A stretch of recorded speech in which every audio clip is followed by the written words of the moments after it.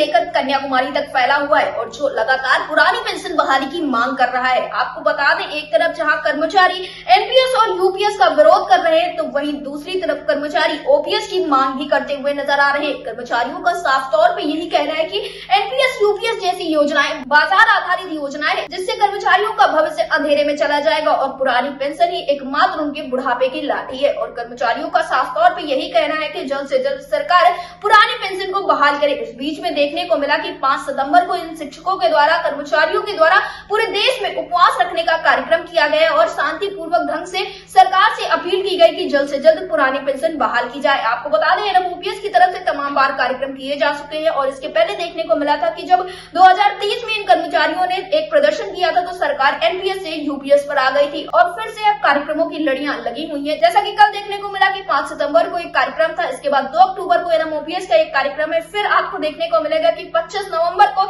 एक भारी संख्या में कर्मचारी दिल्ली पहुंचने वाले हैं और पुरानी पेंशन बहाली की लड़ाई को लड़ने वाले। लेकिन इस बीच में कर्मचारियों और शिक्षकों को एक बड़ी सौगात मिली है। लंबे समय से जो उत्तर प्रदेश के शिक्षा मित्र, अनुदेशक, रसोइया और अन्य कर्मचारी सरकार से मानदेय वृद्धि की मांग कर रहे थे, तो सरकार ने इनके लिए एक बड़ी घोषणा की है। अब इन कर्मचारियों की बहुत जल्द ही मानदेय वृद्धि होगा। इसी के साथ कैशलेस इलाज की भी सुविधा दी गई है। तो ऐसे में अब ये बात सबसे ज्यादा लागू होती है कि सरकार जल्द से जल्द पुरानी पेंशन भी बहाल कर दे, क्योंकि ये कर्मचारी भी लंबे समय से पुरानी पेंशन बहाली की मांग करते हुए नजर आ रहे हैं। तो जहां सरकार आउटसोर्स सेवा निगम का गठन कर रही है, इन कर्मचारियों की मानदेय में वृद्धि कर रही है, शिक्षकों कर्मचारियों के लिए कैशलेस इलाज की सुविधाएं ला रही है, तो वहीं पर अब अगर कर्मचारियों और शिक्षकों की पुरानी पेंशन बहाल हो जाएगी तो कर्मचारियों के बीच में एक अलग ही खुशियों का माहौल देखने को मिलेगा। फिलहाल तो एनएमओपीएस का साफ तौर पर यही कहना है कि जब तक पुरानी पेंशन बहाल नहीं हो जाती है तब तक ये कर्मचारी ऐसे ही प्रदर्शन करते रहेंगे और पुरानी पेंशन एक न एक दिन बहाल करवा कर ही रहेंगे। फिलहाल कल के कार्यक्रम में क्या कुछ खास रहा है, आप सबसे पहले ये देखिए। विजय बंधु जी, आपका हमारे चैनल अडल टीवी पे बहुत बहुत स्वागत है। धन्यवाद आपका।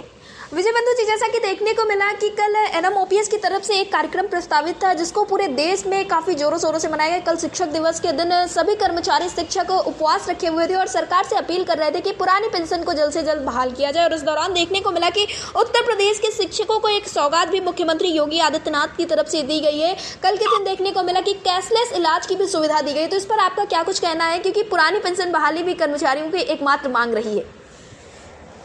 देखिए, एनएमओपीएस के आह्वान पर पूरे देश में कन्याकुमारी से कश्मीर तक कल सारे शिक्षक कर्मचारी ओपीएस के लिए उपवास पर रहे हैं जी। ये कोई छोटी घटना नहीं है। जो हमारे सम्मान का दिन है उस दिन अगर शिक्षक उपवास पर रहता है तो ये राष्ट्र के लिए बहुत सुखद नहीं है जी। और मैं इस बात के लिए बहुत ही हैरान परेशान हूँ कि सरकारों को संवेदनशील होना चाहिए जी। अगर राष्ट्र का निर्माता उपवास पर है अपने सम्मान दिन, तो कोई गंभीर बात है, कोई गंभीर तकलीफ है, दुनिया में है। सरकार को इसको आगे आके सुनना चाहिए और विचार करना चाहिए। और अभी आपने जैसा देखा होगा, मीडिया के माध्यम से तमाम पता चला, जब पूरी उपराष्ट्रपति के इस्तीफा देने के बाद पूरी दुनिया धनखड़ जी ढूंढ रही, तो धनखड़ जी पेंशन ढूंढ रहे थे। इसका मतलब एक बड़ी चीज है पेंशन, और वो भी एक पेंशन नहीं। उपराष्ट्रपति का पेंशन 2 लाख, सांसद का पेंशन 35,000, विधायकी का पेंशन 42,000, लगभग 2.25 लाख के आसपास पेंशन जा रहा है। इस देश के टैक्स पेयर का पैसा, एक उपराष्ट्रपति के लिए पेंशन 3 चाहिए। और देश का अर्धसैनिक बल है जो देश के लिए जान देता है, जान निछावर करता है, उसको एक भी पेंशन नहीं, रिटायर होने के बाद भी नहीं। ये क्या, कौन सा अन्याय है, कौन सा राष्ट्रवाद है, कौन सी राष्ट्रभक्ति सिखाई जा रही? वही धनखड़ जी सदन में बैठते थे, कोई पेंशन का मामला उठाता था तो हाथी ठिठोली करते थे। आज वही पेंशन उनका सहारा है। और जब इतनी बड़ी सुविधाएं निःशुल्क होने के बाद भी पेंशन चाहिए, यहाँ तो सिर्फ पेंशन की बात हो रही, सुविधा की बातें नहीं हो रही है जी। तो ये बहुत पीड़ादायक है।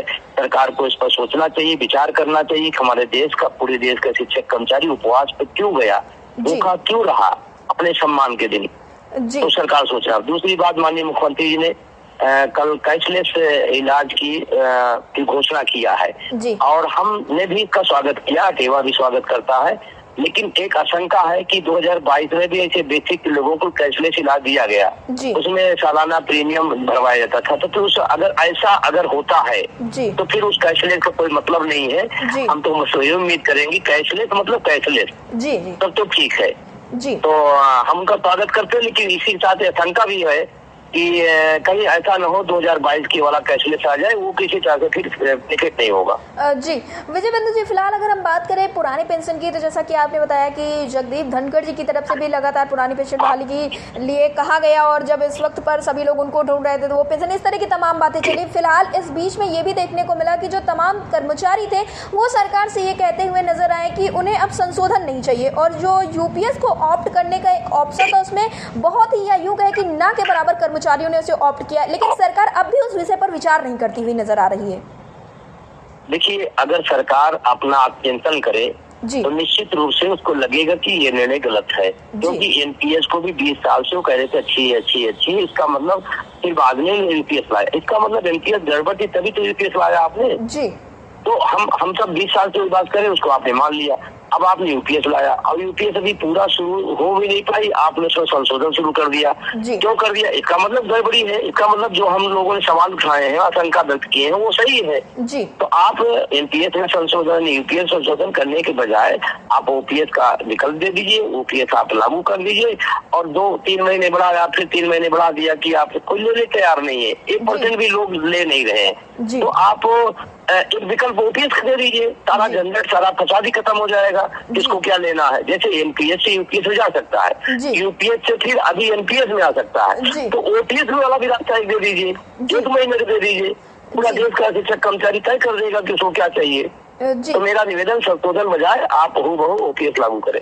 जी विजय बंधु जी, जिसके बाद अब देखने को मिल रहा है कि 25 नवंबर एक खास दिन साबित हो सकता है, क्योंकि इस दिन एनएमओपीएस के जो तमाम कर्मचारी हैं, लाखों लाख कर्मचारी एक साथ एक बैनर तले आने वाले हैं, और ये पूरी तरह से उम्मीद जताई जा रही है कि जिस तरह से 2023 में सरकार ने एक निर्णय लिया था, भले ही कर्मचारी उससे सहमत नहीं है, लेकिन सरकार अपनी ही जो योजना लाई थी उसी से थोड़ा सा अलग हटी और यूपीएस लेकर आई, और इसी तरह का कुछ कार्यक्रम 25 तारीख यानी कि 25 नवंबर को भी देखने को मिल सकता है, क्योंकि जिस हिसाब से भीड़ दिल्ली में पहुंचने वाली है, तो ये पूरी तरह से अंदाजा लगाया जा रहा है कि सरकार के बीच में कसमकस देखने को मिलेगी। तो 25 तारीख को लेकर क्या कुछ तैयारियां चल रही है एनएमओपीएस और अटेवा में? देखिए, 25 नवंबर को एनएमओपीएस की राष्ट्रीय कार्यकारिणी ने फैसला किया है कि हम लोग दिल्ली चलेंगे, क्योंकि हमारी सरकार से कोई दुश्मनी नहीं, सरकार के तो हम शिक्षक कर्मचारी आंखना काम है, तो अगर हमें कोई तकलीफ होगी, हमें कोई पीड़ा होगी, तो हम किससे कहेंगे? निश्चित रूप से उत्तर प्रदेश सरकार से, देश की सरकार से कहेंगे। वही कहने हम 25 नवंबर को फिर से दिल्ली जा रहे हैं। पूरे देश का शिक्षक कर्मचारी तैयार है, और चारों तरफ से जो रिपोर्टें आ रही हैं, एक अच्छी संख्या वहाँ दिल्ली में पहुंचेगी, ऐसा उम्मीद करते हैं, ऐसी तैयारी मेरी है। और हमारा वहाँ जाने का मकसद कोई सरकार से लड़ना नहीं, हम तो सरकार को बताना चाहते हैं कि एनपीएस मेरी अच्छी है, यूपीएस अच्छी है, ओपीएस हमें दे दीजिए। सरकार अगर वही घोषणा कर दे, सरकार को हम वही स्वागत कर देंगे। हमको तो अपने बुढ़ापे की लाठी से मतलब है। और अभी उसके पहले 14 सितम्बर को पटना में एक बड़ी रैली रखी गई है, और एक पटना में, क्योंकि चुनावी दुर्भाग्य इस देश का है, चाहे सरकार हो, चाहे दल हो, चाहे नेता हो, ये 4.5 साल कुछ सुनते ही नहीं है, वही 6 महीने में कुछ सुनते सुनाते हैं। तो हम लोगों ने बिहार पे एक चढ़ाई किए हैं कि 14 सितंबर को हम लोग पटना पहुंचेंगे और वहाँ की सरकार से मांगेंगे कि भाई आप, जब झारखंड दे सकता है, छत्तीसगढ़ दे सकता है, राजस्थान दे सकता है, हिमाचल दे सकता है, पश्चिम बंगाल ऑलरेडी पहले से दे रहा है, तो बाकी राज्यों के देश क्यों नहीं दे सकता है? विजय बंधु जी, तैयारी है और बेहतर तैयारी के साथ में। जी विजय बंधु जी, टीवी से जुड़ने के लिए धन्यवाद। आपको भी थैंक यू। इसी के साथ मुख्यमंत्री योगी आदित्यनाथ ने कल क्या कुछ घोषणाएं की हैं, ये भी देखिए। हम लोग एक चीज की आज घोषणा करना चाहते हैं, और वह है कि सभी शिक्षकों को, ये शिक्षक हमारे, चाहे वह प्राथमिक के हों, उच्च प्राथमिक के हों, चाहे वह शासकीय सहायता प्राप्त माध्यमिक विद्यालयों के हो, अशासकीय सहायता प्राप्त महाविद्यालयों के हों, या वित्त पोषित विद्यालयों के हों, महाविद्यालयों के हों, इन सबको हम कैशलेस उपचार की व्यवस्था का लाभ देंगे।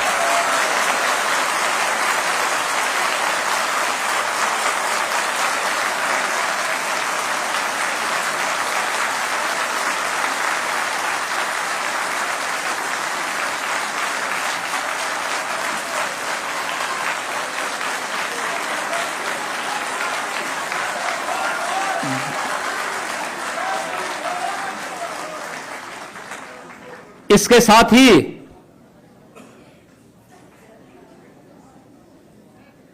शिक्षा मित्र,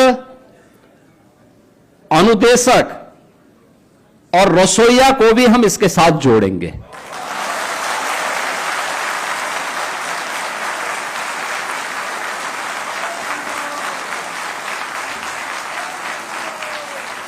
यानी यह उत्तर प्रदेश के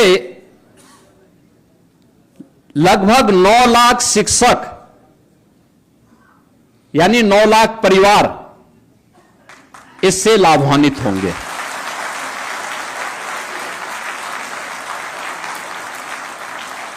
अभी हम लोग इस व्यवस्था को इसके साथ दे रहे हैं और मुझे लगता है कि ये सभी विभाग बेसिक है, माध्यमिक है या उच्च है, बहुत शीघ्र इस औपचारिकता को पूर्ण करते हुए एक कैशलेस उपचार की व्यवस्था का लाभ इन्हें उपलब्ध करवाने की दिशा में अपने कार्यक्रम को तेजी के साथ आगे बढ़ाए, एक समय सीमा के अंदर इसको पूरा कर लें जिससे इस सुविधा सबको प्राप्त हो सके।